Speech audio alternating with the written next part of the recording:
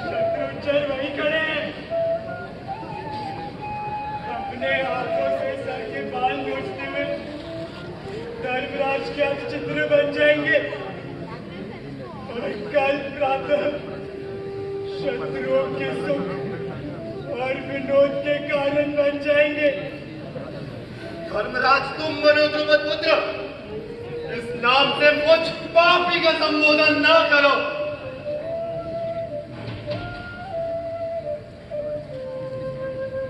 चले जाओ यहां से। वह देखो, कपिध्वज गरुड़ सा आकाश चीरता हुआ आ रहा है। अर्जुन के सामने पहले मैं पढ़ूं, समझ रहे हो? भीड़ न रह सकेंगे धर्मराज। कृष्ण शिविर के कोने में अभी तब शस्त्र लो और मुझे भी वहीं भेज दो जहां अभिमन्यु गया है। योग में विवेक छूट जाता है धर्मराज, इसमें आपका दोष नहीं। धर्मराज मत कहो मुझे, सुन लो। माता और पिता के वध का पाप, ब्राह्मण और गुरु के वध का पाप तुम्हें, तो फिर मुझे धर्मराज का। ब्राह्मण वध का पाप तो मेरे भाग्य में है।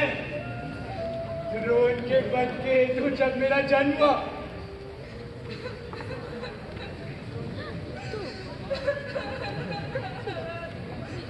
दया करो पांचाल कुमार, न करो अपनी बहन को। और सब रो सकते हैं पर वो नहीं। यह महायुद्ध का कारण द्रौपदी ही है। द्रौपदी के कारण नहीं आर्यपुत्र, यह युद्ध कृष्ण के कारण हुआ है। मैं उनके हाथ की कठपुतली रही हूँ। अंतपुर की देवियों को संभालो महादेवी, अपनी बहन सुभद्रा और पुत्र वधू उत्तरा को। यह समय तुम्हारे रोने का नहीं, आनंद मनाने का है। मेरे आंसू भी आनंद के हैं हरिपुत्र।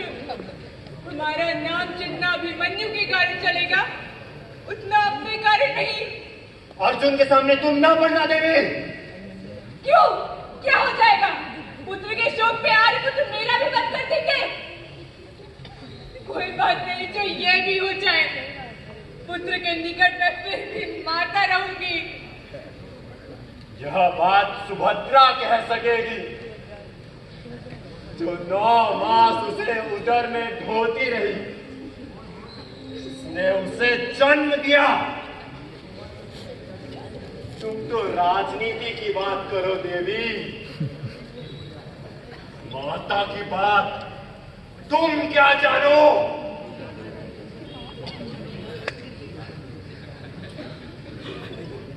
धिक्कार है आर्यपुत्र तुम मेरे जन्म को। द्रौपदी के तरफ यहाँ घाट धर्मराज, इतना दारुण। उसके संतान नहीं होने पर तुम व्यर्थ कर रहे हो। किस पुत्र ने पिता हो तुम? जी जी धर्मराज,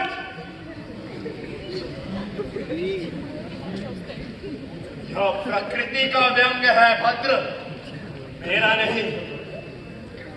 तुम्हारे बहन के आंसू राजनीति के ही हैं, जो अभिमन्यु का अनुराग भी इसमें नहीं बहा।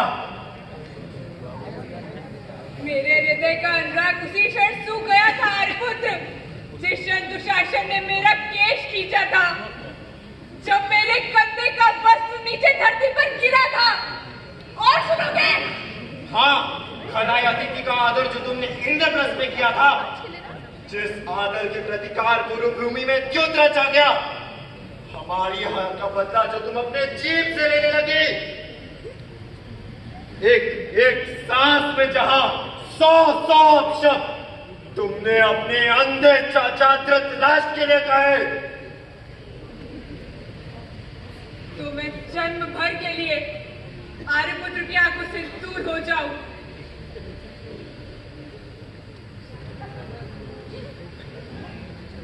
तुम्हें देखकर अर्जुन का शोक उसके लिए कहीं घातक ना बन जाए, इसी डर से देवी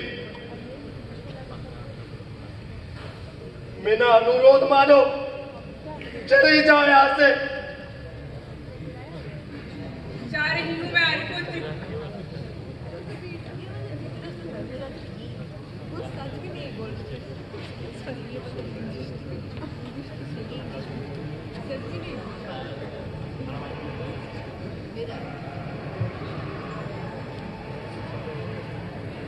नहीं रुक गया धनराज, जैसे अर्जुन किसी की प्रतीक्षा कर रहे हैं। कृष्ण का हाथ खींच रहे, मगर वह तो उतरते नहीं। अब क्या होगा भद्र, कौन जाए वहां, किसके मुख से यह बात निकलेगी कि अभिमन्यु अब इस लोक में ना रहा।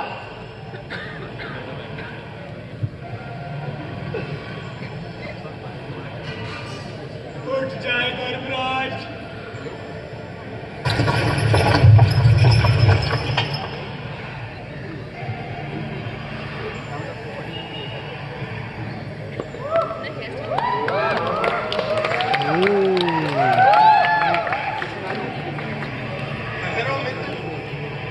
देखने तो दो,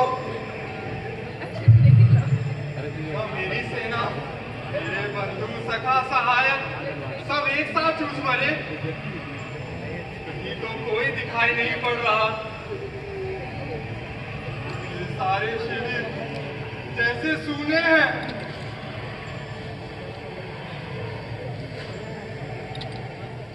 घोर अनिष्ट हुआ है मित्र, कहाँ है आज अभिमन्यु? आज मुझे रथ से उतारने क्यों नहीं आया?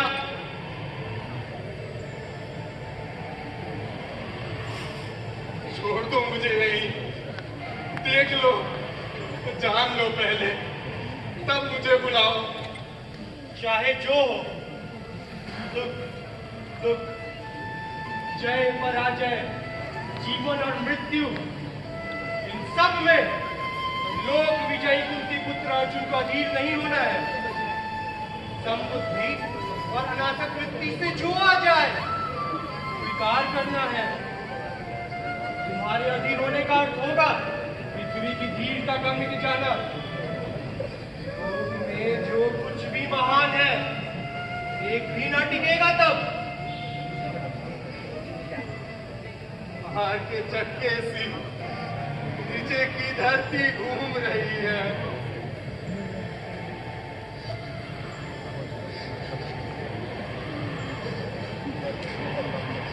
नहीं अभिमन्यु, यहाँ भी नहीं है वासुदेव। इधर चलो भद्र, पूछे कहाँ है वो?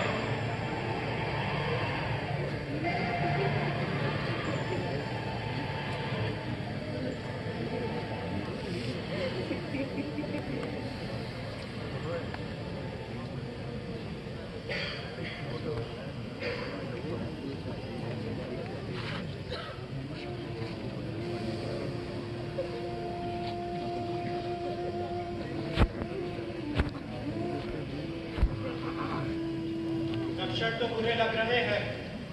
धर्मराज, भीमसेन, धृष्टद्युम्न और जो भी यहाँ बैठे हैं जैसे सभी पत्थर की मूर्तियों से अचल बने हैं। अभिमन्यु कहाँ है धर्मराज?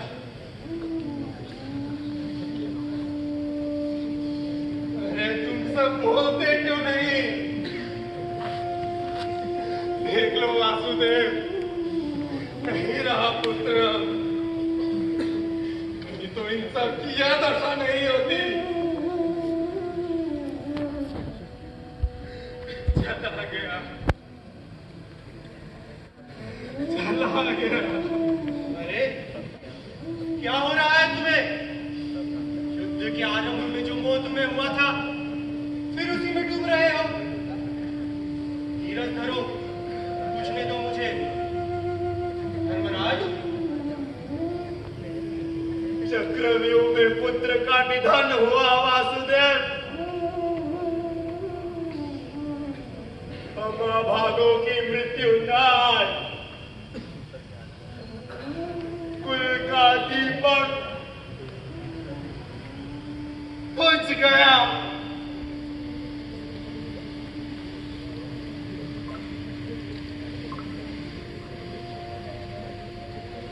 इतने वीरों के आगे पुत्र का वध हुआ, मान लूं मैं यार। है यह बात विश्वास की? जयद्रथ ने चल पर्वत की तरह हमें व्यू द्वार पर रोक दिया, ना जा सके अब भीतर। लाख लाख चेष्टा कर हार गए। अब पति भ्रम हो गया है तुम्हें। द्रोणाचार्य ने रोका, जयद्रथ ने नहीं। नहीं भाई, तुम्हारा रक्षक जयद्रथ था। पेरुशिक पर जैसे वायु का बल नहीं चलता, तट के पर्वत से समुद्र की लहरें जैसे हार जाती है।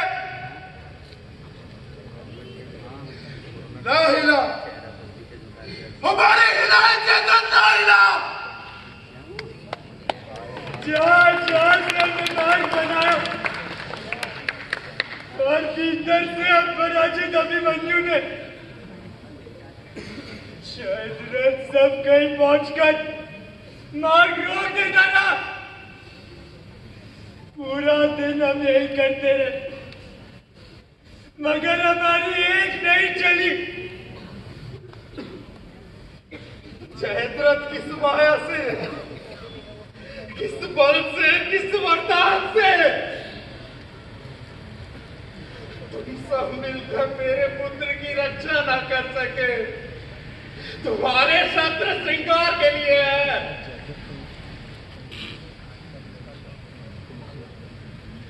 जाल में बसे तरुण सिंह की तरह पुत्र मारा गया और तुम सब जी रहे हो। अरे मरते भी नहीं बना तुमसे। कह दो जयद्रथ ने मरने भी नहीं दिया, तुम्हारा विधाता वही बन गया। जो कभी सुना नहीं गया वही देखने मिला। जैसे भगवान भूतनाथ जयद्रथ का रूप धरकर लड़ रहे थे। अरे ये सब प्रलाप कर रहे हैं वासुदेव। एक ही साथ सबको मति भ्रम हो रहा है। आचार्य द्रोण, कर्ण, गुरुपुत्र की बात होती तो पल भर को विश्वास नहीं होता। अरे यह जयद्रथ दो हाथों से समुद्र कैसे पार कर गया? इनके हीन पौरुष से पुत्र का वध हुआ और ये सब मिलकर जयद्रथ की प्रशस्ति गा रहे हैं, जिसका नाम आज तक रथियों में नहीं लिया गया। महारथी वह कैसे बन गया? और वह भी एक साथ इतने वीरों को हराने वाला। सच्चे धर्मराज, यह बात, इस शब्द से अब मुझे घृणा होती है बंधु। जैसे ही कान में पड़ता, सारे शरीर में काल सर्प का विष व्याप्त हो जाता है। जो पूछा हुआ कहो तात, अभिमन्यु के वध का कारण जयद्रथ था। शंकर के वरदान से जयद्रथ ने हम सबको भी द्वार पर रोक दिया। शत्रुओं के समुद्र में पुत्र अकेला डूबा। आचार्य द्रोण, कर्ण, अश्वत्थामा से उसका पराक्रम अधिक था। प्रलय का रुद्र बना था आज। तब तो उसके आगे आज मेरी भी न चलती। अपने पुत्र की रक्षा मुझसे भी ना हुई होती।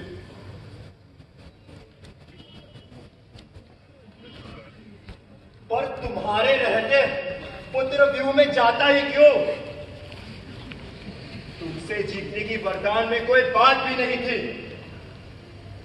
बस केवल तुम्हें छोड़कर जयद्रथ त्रिलोक जयी बना था आज।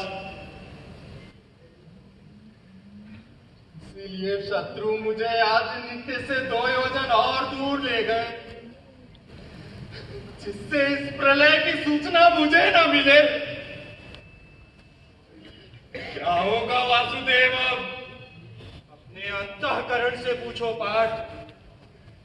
जो स्वर वहां गूंज रहा है, जिस कर्म का आग्रह है,